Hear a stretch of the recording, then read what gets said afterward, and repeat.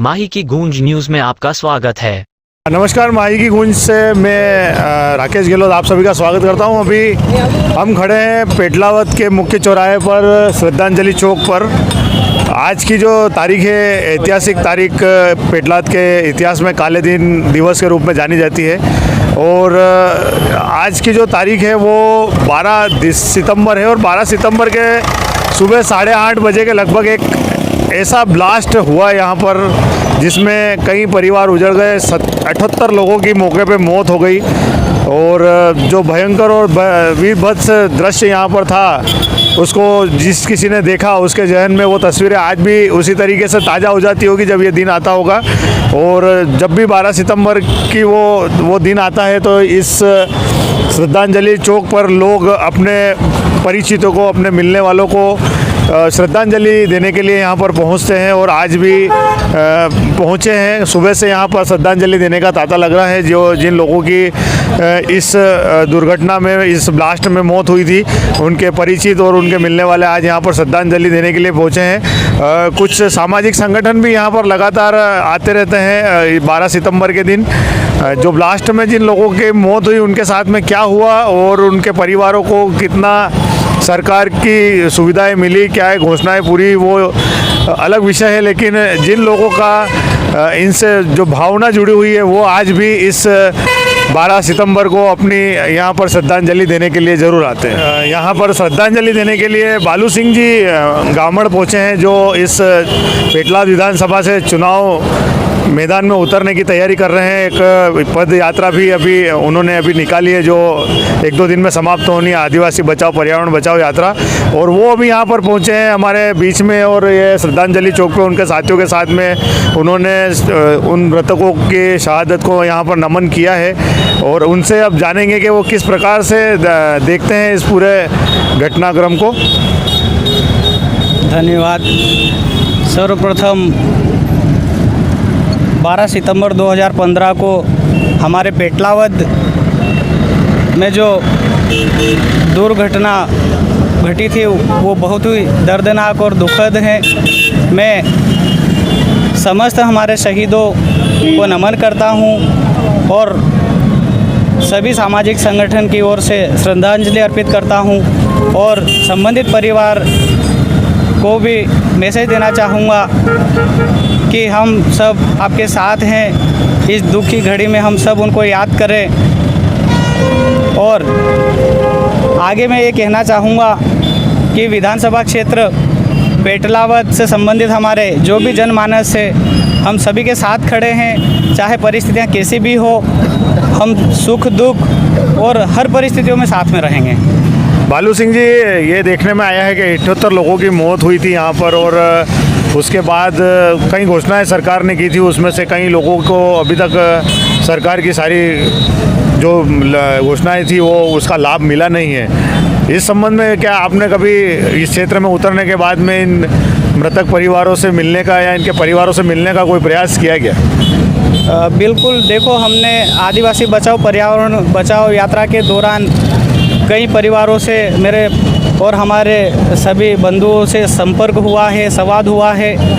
और कहीं न कहीं जो घोषणाएं हुई थी वो मात्र घोषणाएं बनकर रह गई। पर जो परिवार दुखी था उनको और दुख देने का इन्होंने काम करा है। और 78 की बात नहीं है, जहाँ तक कि अगर आइडेंटिटी की बात है तो गलत है। सैकड़ों लोगों की शहादत हुई है, ऐसा मैं मानता हूँ। अच्छा, यहाँ 6.5 साल बाद जिला न्यायालय का फैसला आया था जिसमें 7 आरोपी बरी कर दिए गए, जो इसमें आरोपी बनाए गए थे। अब 78 जो जाने गई है उनका कोई भी दोषी नहीं है।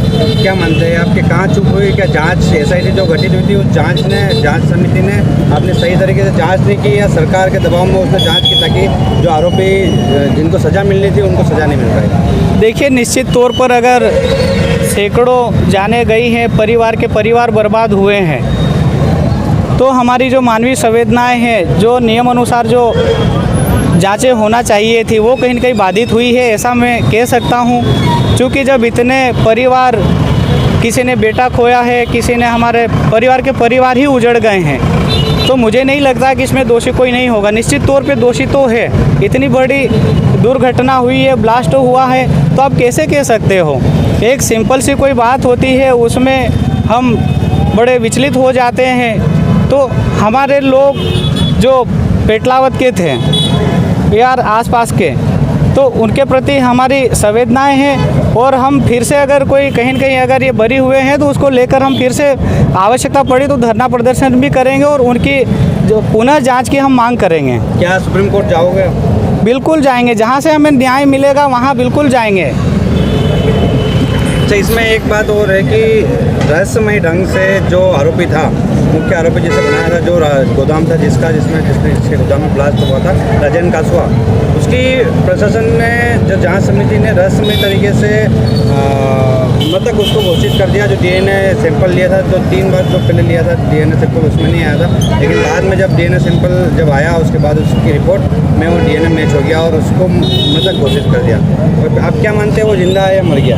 देखो, ये सोची समझी चाल है, ऐसा मुझे नहीं लगता है। कई बार हमने सुना है, देखा है, लोगों का कहना है कि जो कांसवा जी थे वो तो यहाँ पे थे ही नहीं, वो उनको भागते हुए कई लोगों ने देखा और यहाँ से निकल गए, ऐसा लोगों का मानना है, और हम सब आज भी यही मानते हैं। सरकारी सिस्टम का फेलियर है, चूँकि विस्फोटक का मामला था और इतने बड़े स्तर पर विस्फोटक जमा था, पटवारी से लेकर तहसीलदार, थाना प्रभारी से लेकर कई प्रक्रिया से ये जिलेटिन वाला मामला गुजरता है और ब्लास्ट होता है। जब आरोपी बनाए गए तो सिस्टम के लोग नहीं थे उसमें शामिल, प्रशासन की किसी ने भी जवाबदेही तय नहीं हुई। उसमें आप क्या मानते हैं? अब देखिए, जिलेटिन या बारूद रखने का जो नियम है वो सभी को मालूम है कि जो ज्वलनशील पदार्थ हो, चाहे ब्लास्ट से संबंधित जो पदार्थ रहते हैं, वो जो बसाहट रहती है, ये तो तहसील हेडक्वार्टर है,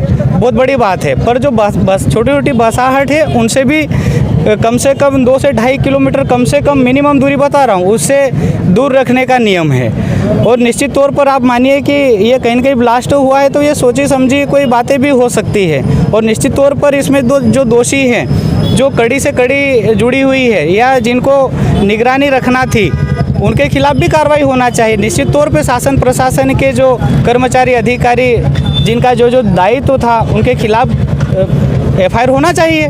वो संवैधानिक रूप से मैं नहीं कह रहा हूँ, ये संविधान की एक प्रक्रिया है। आप चुनाव लड़ना चाहते हैं, क्या आप इस मुद्दे को या इस विषय को क्या फिर से जिंदा करेंगे और उन लोगों को न्याय दिलाने के लिए कोई पहल करेंगे? दूसरे स्तर से न्यायालय के भी अलावा कई ऐसे प्लेटफार्म हैं, मानवाधिकार आयोग हैं या ऐसे कई ऐसे विषय हैं जिनके माध्यम से आप इनको न्याय दिलाने की पहल कर सकते हैं? क्या ऐसा कोई आपके है योजना में आगे?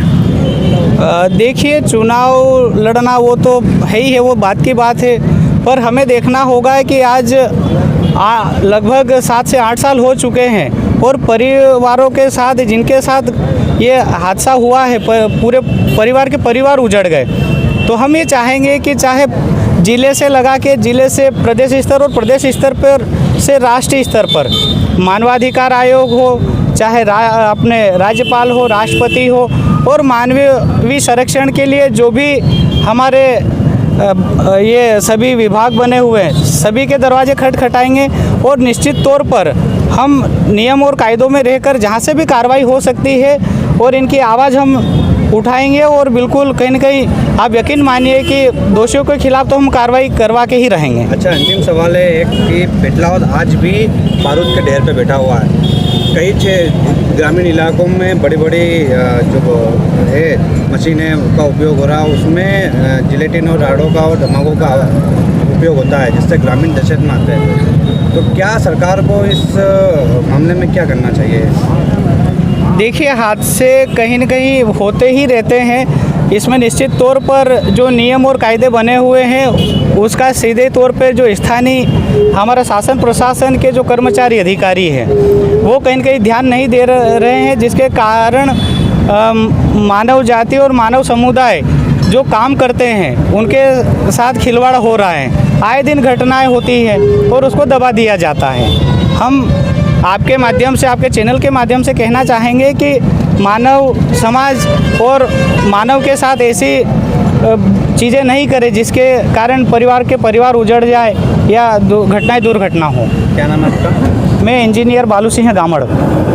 बालू सिंह जी गामड़ जो कि एमपीबी के इंजीनियर रहे हैं और उन्होंने रिटायरमेंट ले लिया है समय से पहले। 13 साल की नौकरी में वीआरएस लेकर आदिवासी समाज के लिए मैदान में उतरे हैं और पूरी उनकी तमन्ना है कि वो विधानसभा चुनाव लड़े। आज 12 सितंबर की जो दिनांक थी उसमें श्रद्धांजलि देने के लिए पहुंचे हैं और उनका कहना है कि यात्रा के दौरान उनको कई ऐसे परिवार मिले जिन्होंने ब्लास्ट में अपनों को खोया है और उन्हें सरकार की तरफ से कोई मदद, जो 5 लाख की घोषणा थी उसके अलावा कोई ख़ास मदद उनको मिली नहीं है। उसको लेकर ये आगे भविष्य में जो भी बन पड़ेगा, जो भी हो सकेगा, इस मामले को लेके ज़रूर करेंगे। धन्यवाद।